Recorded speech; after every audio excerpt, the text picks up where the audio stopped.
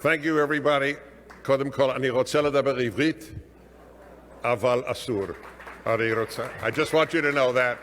It is very hard for me not to talk Hebrew to an Israeli. The problem is it's very humiliating because as good as I think my Hebrew is, they always answer me in English. It's a very humbling moment when that happens to me. But there really are two people that I just need to signal at the outset, please. And they are Adam and Gila Milstein, who, would you please stand up, because without them, we are not here tonight, ladies and gentlemen. You folks, you are remarkable. And yep.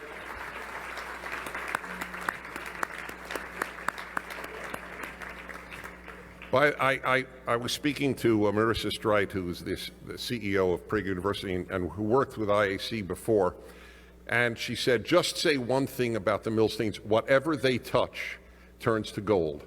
And that is true. I owe them a tremendous amount. They sponsored the first video that I made for Prager University on the Middle East conflict. And that has been seen by 12 million people around the world.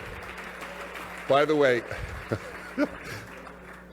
I am most touched when Israelis love that video. And they do, apparently. And you know how I know? I am the only person in the world, let alone the only Jew, who was given free rides by Israeli taxi drivers. They recognize me from the video, and believe it or not, they say, you can travel for free. I always take them up on it, incidentally, but it is a very touching thing to me to know how much this has touched Israelis, which is something I want to come to when I talk to you. All right, so let me get to it because of the time factor. I want to say a few things. The first thing that I wish to say is I want to sort of address we say in English, the elephant in the room. There are people who support Benjamin Netanyahu. There are people who oppose Benjamin Netanyahu. May I just say, and I have a track record of over 40 years to prove this, it should be utterly and totally irrelevant to a Jew anywhere on earth, especially outside of Israel, who the Prime Minister of Israel is. I support Israel, not prime ministers. I have never critiqued Israel as an American Jew. You think I agree with everything that any prime minister does? But it is irrelevant. I live in the freedom and security of the United States, 12,000, 8,000, whatever it is, miles away. Who the hell am I to tell Israelis how to vote?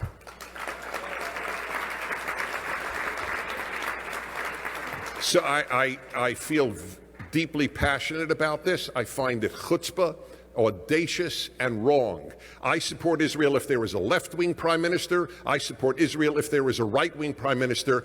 If you want to critique, make aliyah. Then you can yell and scream and demonstrate all you like. But from the United States, give support to Israel.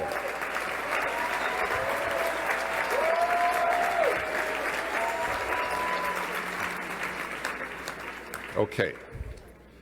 So I want to challenge many of you with the question that I pose when I have a few minutes only to talk to an Israeli American or American Jew who is not particularly religious. I myself am in a small category, or not small, but in an odd category. I'm deeply religious. I deeply believe in the divinity of the Torah, but I'm not an Orthodox Jew. So I have no axe to grind here. I don't understand Jewish history without the God element in it. And I need to address this because if you rationally perceive what I'm saying, that's all I ask. We are coming up to Pesach, to Passover. And in the Haggadah for 2,000 years is the following line: Shebechol dor vador umdim aleinu l'chalotenu. In every generation, somebody arises, and here is the key word. L'chalotenu means literally to finish us off, to annihilate us. When I was a child, I remember sitting at my parents' Seder, and I remember thinking the rabbis who wrote this were wrong.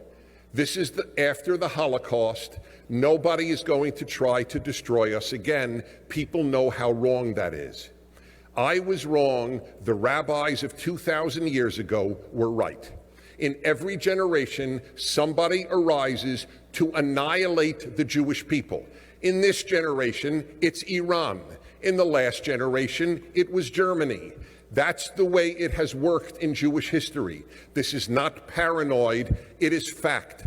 There is only one nation on earth, one out of the over 200 countries on earth. Only one is targeted for annihilation. And guess what? It's the only Jewish country in the world. It is not a coincidence that the only country targeted for annihilation is the only Jewish country in the world. It is a challenge to all Jews to think this through. Why would that be? There are hatreds all over the world, but there are no exterminationist hatreds. That is unique to Jewish history. Those who hate us don't want to enslave us, don't want to persecute us. They want to destroy us. That is unique. And sure enough, we are living it again. And as usual, by and large, the world doesn't care. If Europe can rush into Iran and make all sorts of deals for European companies, then by golly, they're thrilled to do so. If foreign ministers and secretary of states can have a blast with the Iranian foreign minister like he's a good old buddy, then he's a good old buddy. We live in a world that is morally broken. This is what we are living through right now. This one nation, the Jewish state, is the size of New Jersey. It is smaller than El Salvador. And yet it is the preoccupation of humanity.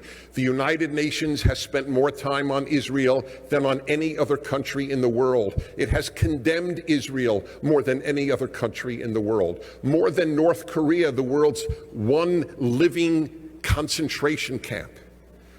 Israel, the Jewish state that takes Syrians in to give them surgeries quietly, because if you say that a Jew saved your life, you're killed upon return to Syria.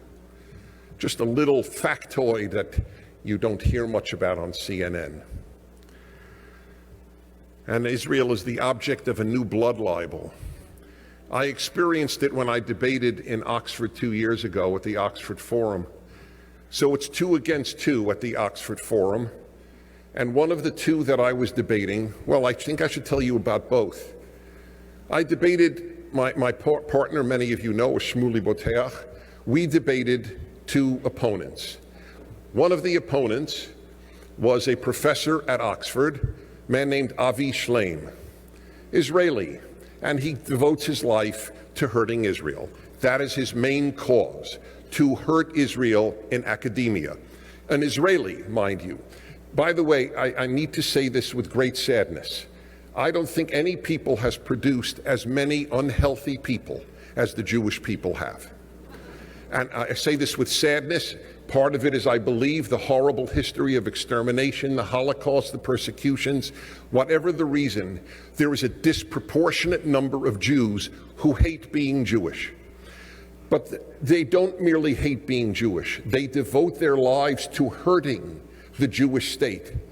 There is no parallel. It would be like blacks for the South African regime. Were there any blacks defending the South African regime? Why are there Jews who are anti-Israel? It's a phenomenon. It's a sickness. It's a sickness of the soul. Anyway, the other person we debated was a woman who got a PhD under this man from Berkeley, an Iranian American.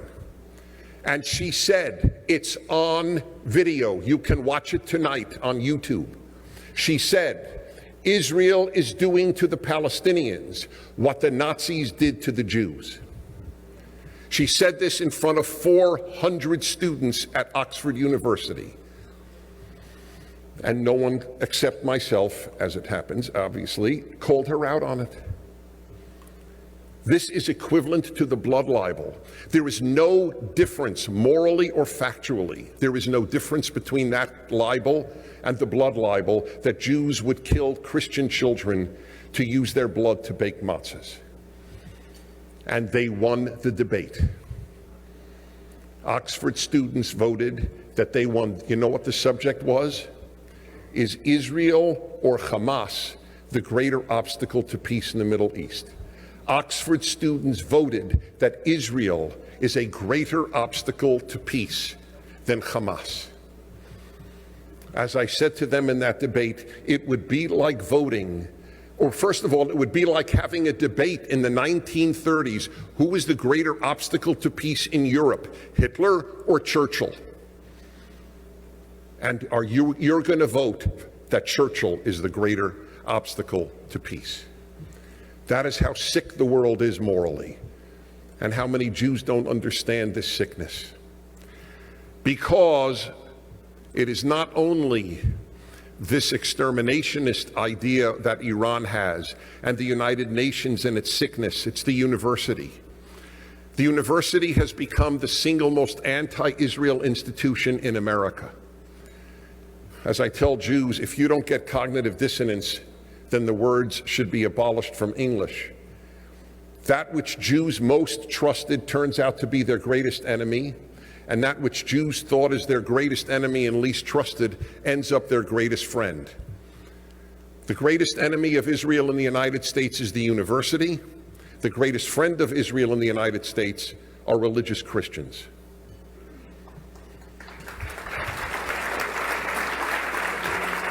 Not exactly what Jews would have predicted, is it? Jews live to send their kid to Cornell. That's the meaning of life for most Jews, what college their kid goes to. Well, let me tell you this, it doesn't matter what college your kid goes to, because whatever college your kid goes to, they will learn to despise Israel.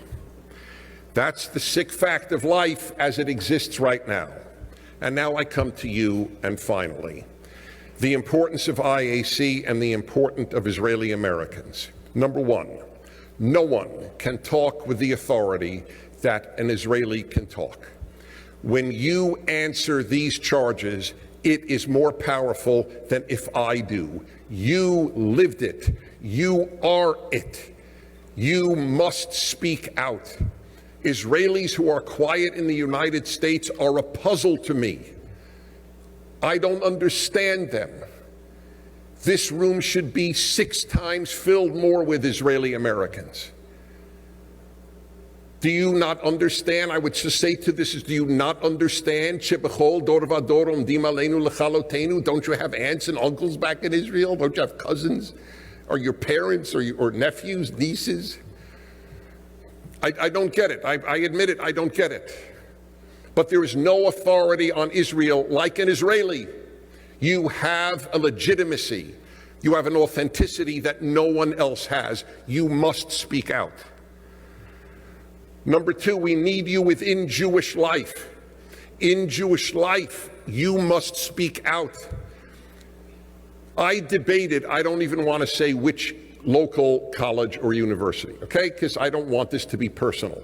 I just want you to know I debated the head of Judaic studies at a local university. The head of Judaic studies, you know what, at that university, and you know what the subject was? Is there a moral distinction? Is there any moral difference between Israelis and Palestinians? He argued there is no moral difference. The head of Judaic studies at a local university. Imagine if Israelis had been there at that debate to say, what are you talking about? It's one thing for an American Jew, as I am, to say it, but it is quite another for an Israeli living here, or visiting here, or whatever it might be, saying it. You have to speak out. And finally, here is a very powerful argument. If you are not active, if Israelis aren't active on behalf of Israel, why should anybody else be active?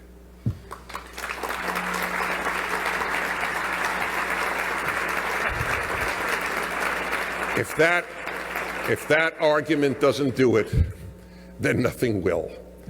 We need you, and you need us. This is a great organization. Please support it, and please get every Israeli you know to think and rethink their silence. Thank you very much for having me. Thank you. Thank you very much.